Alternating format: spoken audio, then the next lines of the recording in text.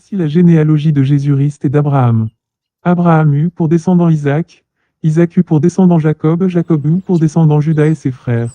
De Tamar, Judas eut pour descendant Perth et Zéra, Perth eut pour descendant Etzrom et Etzrom eut pour descendant Aram. Aram eut pour descendant Aminadab, Aminadab eut pour descendant Nachon, Nachon eut pour descendant Salma. De Rahab, Salma eut pour descendant Boz, de Ruth, Boz eut pour descendant Obed. Obed eut pour descendant Isaïe, Isaïe eut pour descendant le roi David, de la femme d'Uri. David eut pour descendant Salomon. Salomon eut pour descendant Robam, Robam eut pour descendant Abia. Abia eut pour descendant Asa.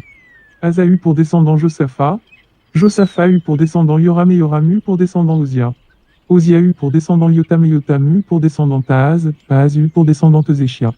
Ezéchia eut pour descendant Manassé. Manassé eut pour descendant Amon. Amon eut pour descendant Josia.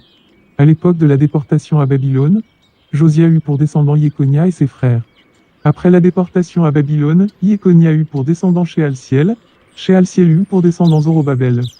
Zorobabel eut pour descendant Abiou. Abiou eut pour descendant Eliakim. Eliakim eut pour descendant Azor. Azor eut pour descendant Sadok.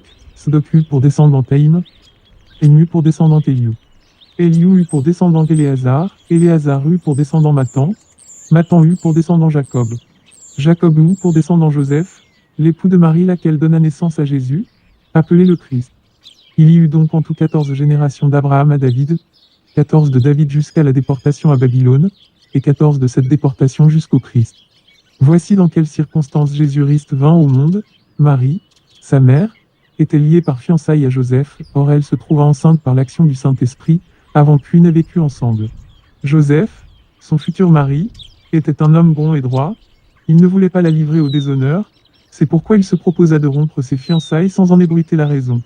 Il réfléchissait à ce projet quand un ange du Seigneur lui apparut en rêve et lui dit « Joseph, descendant de David, ne crains pas de prendre Marie pour femme, car l'enfant qu'elle porte vient de l'Esprit Saint. Elle donnera naissance à un fils. Tu l'appelleras Jésus. C'est lui, en effet, qui sauvera son peuple de ses péchés. » Tout cela arriva pour que s'accomplisse cette parole du Seigneur transmise par le prophète. Voici, la jeune fille vierge sera enceinte, et elle enfantera un fils que l'on appellera Emmanuel, ce qui veut dire « Dieu est avec nous ». À son réveil, Joseph fit ce que l'ange du Seigneur lui avait commandé. Il prit sa fiancée pour femme. Mais il n'eut pas de relation conjugale avec elle avant qu'elle ait mis au monde un fils, auquel il donna le nom de Jésus.